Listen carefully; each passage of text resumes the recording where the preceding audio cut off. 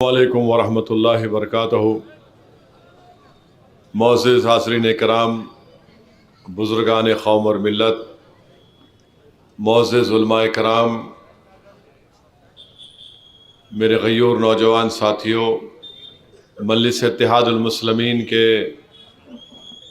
उम्मीदवार व मौजूदा रुकन असम्बली मलकपेट मोहतरम जनाब अहमद बलाला साहब, मोहतरम जनाब वारिस पठान साहब, साबिक़ा रुकन असम्बली महाराष्ट्र वो चीफ स्पोक्स पर्सन मजलिस इत्तेहादुल मुस्लिमीन जनाब अफसर साहब, जनाब यहया खां साहब, जनाब MS खां साहब, जनाब जयराज साहब, रिजवाना मोहतरमा रिजवाना साहिबा, जनाब शुएब उस्मानी साहब, जनाब नासिर साहब, जनाब अकबर साहब और रुकन बल्दिया जनाब मिनहाज साहब और मेरे तमाम मजलिस रुफ़क़ा, हाज़रीन इकराम, 30 नवंबर के दिन रियासत तेलंगाना के असम्बली के इंतख़ाबात की रायदही का दिन है। मजलिस इत्तेहादुल मुस्लिमीन ने आप तमाम से ये अपील भी की कि मजलिस के 9 उम्मीदवार मैदान में हैं और आप उन तमाम 9 उम्मीदवारों के इंतखाबी निशान पतंग पर 30 तारीख़ के दिन सुबह के अवलीन वक्तों में आप अपने घर से रवाना होकर अपने एक एक वोट का सही इस्तेमाल करिए, अपने वोट को ज़ाय होने मत दीजिए और मलकपेट असम्बली हलक़े से आप तमाम से मेरी गुजारिश है कि आप दोबारा अहमद बलाला को यहाँ का रुकन असम्बली मुंतखब करिए। मेरे अज़ीज़ दोस्तों और बुज़ुर्गों, अभी आपके सामने अहमद बलाला साहब ने BJP के बारे में ज़िक्र किया, उनके उम्मीदवार के बारे में ज़िक्र किया। मैं आपको एक बात बता रहा हूँ, ज़रा तवज्जो से इस बात को सुन लीजिए कि BJP और RSS इस तेलंगाना के इलेक्शन में एक बहुत बड़ी साजिश कर रही है। वो देख चुके हैं कि उनकी अब दाल नहीं गल रही है, तो BJP RSS मिलकर ये कोशिश कर रही है कि नामपल्ली असम्बली हलक़े से मजलिस के उम्मीदवार की कामयाबी को कैसे रोका जा सकता है, उसके मंसूबे बनाए जा रहे हैं। वही साजिश BJP मलकपेट में कर रही है कि कैसे मलकपेट से मजलिस के उम्मीदवार की कामयाबी को रोका जा सके। वही साजिश BJP और कांग्रेस मिलकर निज़ामाबाद में कर रही है कि कैसे वहाँ पर BJP के उम्मीदवार को निज़ामाबाद में कामयाब किया जाए। वही कोशिश BJP RSS और कांग्रेस मिलकर कर रही है अंबरपेट में, मुशीराबाद में, करीमनगर टाउन में, मधोल में कांग्रेस ये कोशिश कर रही है कि कैसे BJP को वहाँ कामयाब किया जाए। वही कोशिश निर्मल में की जा रही है, कोडंगल में की जा रही है, कोरटला में की जा रही है, तांडूर में की जा रही है और फिर आप देखते हैं आदिलाबाद टाउन में भी। तो मेरी आप सदबन गुजारिश है कि BJP और RSS के इस मंसूबे को हमको नाकाम करना है, तो आप अपने वोट को ज़ाय होने मत दीजिए। आप अपने एक एक वोट का सही इस्तेमाल करिए और मजलिस के उम्मीदवार के हक़ में इस्तेमाल करिए। मुझे अफसोस होता है कि बहुत से लोग बहुत सी बातें करते हैं, बहुत से फ़ैसले भी लिए गए, मगर मैं आपको सच्चाई को बयान कर रहा हूँ। मैं करीब से मैं और बलाला साहब इन चीज़ों को देख रहे हैं, इन चीज़ों को हम महसूस कर रहे हैं। हमारी कोशिश ये होनी चाहिए कि BJP और RSS के इस मंसूबे को हम नाकाम करें। गोशा महल का भी जिक्र कर रहा हूँ, वहाँ पर कांग्रेस बिल्कुल ज़ीरो पे आ चुकी है। मकसद क्या है कि वहाँ से गोशामैल से बीजेपी के उम्मीदवार को कामयाब करवा दिया जाए। तो मेरे अजीज़ दोस्तों और बुज़ुर्गों, मेरी आपसे अदवन गुजारिश है कि मुत्तहिदा अपने के कोर्ट का इस्तेमाल करिए। मजलिस इत्तेहादुल मुस्लिमीन से नफ़रत क्यों है? नफ़रत इसलिए है कि मजलिस इत्तेहादुल मुस्लिमीन ने MLA को जब मुंतखब आप करते हैं तो ये MLA भी मुंतखब होता है और आपका एक लीडर भी बनता है, ये आपका कायद भी बनता है। और ये बात ना बीजेपी को पसंद ना कांग्रेस को पसंद। आज़ादी के बाद से हमेशा कांग्रेस और फ़िरका परस्त तंजीमें यही कोशिश करती रही कि सियासत में कभी भी आपका कोई लीडर और कायद ना बने। मौलाना अबुल कलाम आज़ाद के बाद इन्होंने किसी को लीडर बनने नहीं दिया और मौलाना आज़ाद ने अपनी तकलीफ़ का इजहार अपनी किताब इंडिया विंस फ्रीडम में किया था कि कैसे कांग्रेस ने उनको तकालीफ दी थी। ये एक सिलसिला चल रहा है पिछले 75 साल से कि कभी भी आपका कोई लीडर और कायद ना बने और इसीलिए मजलिस की मुखालिफत की जाती है। अगर अहमद बलाला पत्थरगट्टी के रुकने बल्दिया थे तो आपने मलकपेट से उनको रुकने असम्बली बनाया 3 बार और मुझे यकीन है कि चौथी मर्तबा भी इंशाअल्लाह ताला अहमद बलाला मलकपेट के रुकने असम्बली मुंतखब होंगे। मुखालिफिन के पास यही चीज़ चुपती है, ये कौन है जो लीडर बन रहा है। मुखालिफत इसी बुनियाद पर की जाती है, चाहे कांग्रेस हो या RSS हो, वो हरगिज़ ये नहीं चाहते कि आप या अक़लियतें लीडरशिप के पोजीशन में आ जाए। हाँ, मजहबी लीडर को बर्दाश्त कर लेंगे मगर कभी भी सियासी कायद को बर्दाश्त नहीं करेंगे, कभी भी बर्दाश्त नहीं करेंगे। ये पिछले 70 साल की सियासत अगर आप पढ़ेंगे यही कोशिश चलती रही। इसीलिए आज आप देखते हैं कि 40 साल हो गए गुजरात से एक मुस्लिम MP नहीं बन सका। 40 साल हो गए। इम्तियाज जलील से मुखालिफत क्यों? क्योंकि इम्तियाज जलील ने 19 साल के शिवसेना के MP को हराया तो मजलिस B टीम हो गई।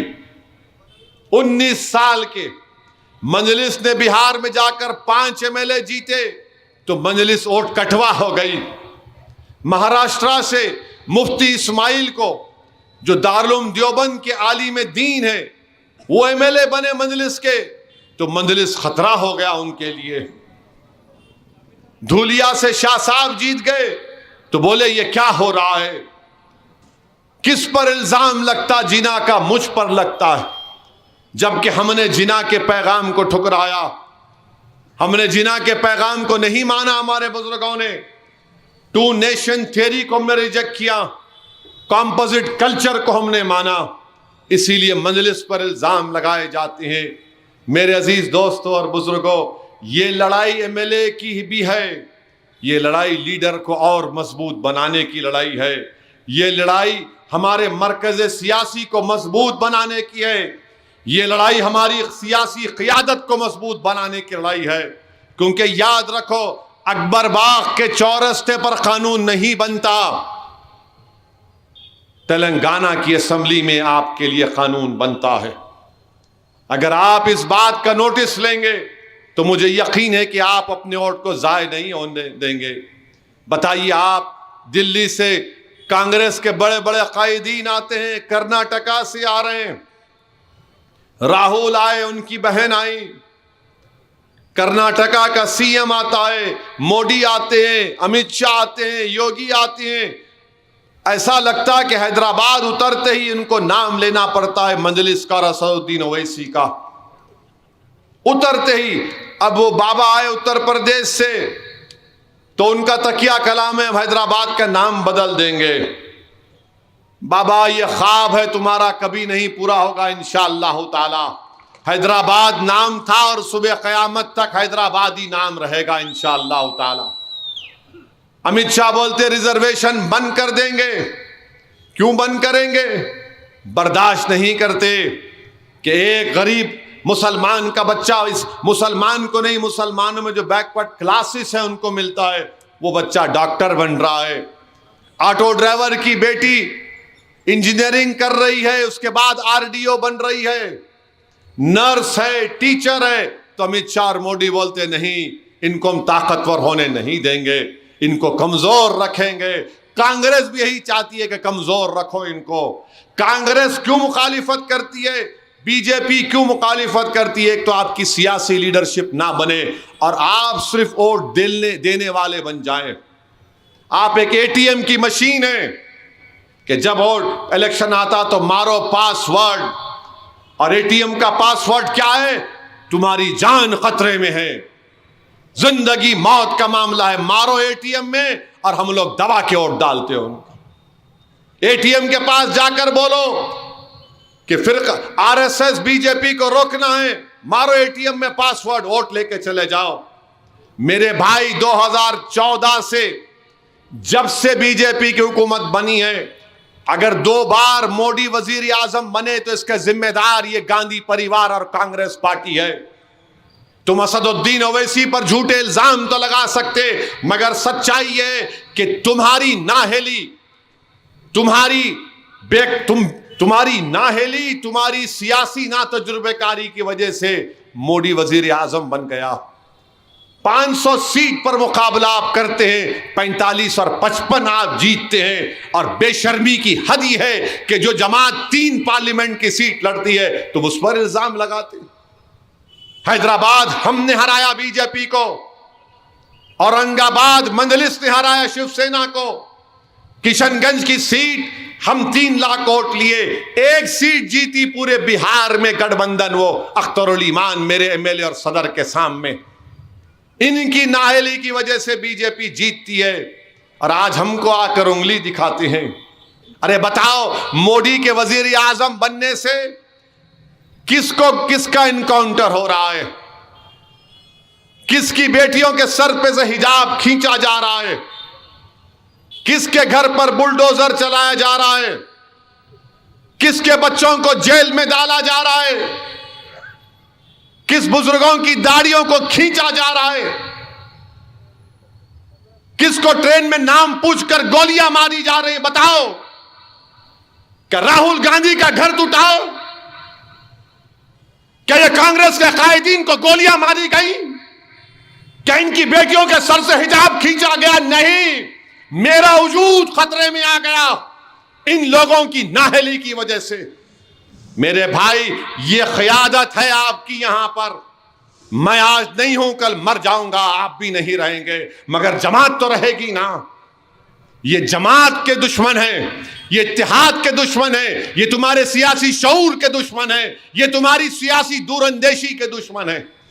इसीलिए मंसूबे बनाए जा रहे हैं मंजलिस के खिलाफ। और फिर आखिर में मैं ये कहना चाहूंगा कि बहुत से लोग, हाँ, राहुल गांधी हमको बोल दिए कि वो मोदी के 2 यार ओवैसी और केसीआर। राहुल गांधी, याद रखो, हमारे हैदराबाद में बुजुर्ग बोलते बच्चों को, जब बच्चा शरीर हो जाता, मैंने अदब के दायरे में रह के बोल रहा हूं, मैं ज़ाब्ते अखलाक के दायरे में रहकर कह रहा हूं, बुजुर्ग बोलते बच्चे को, बेटा ये उम्र नहीं है दीवार कूदने की, छत डाल ले।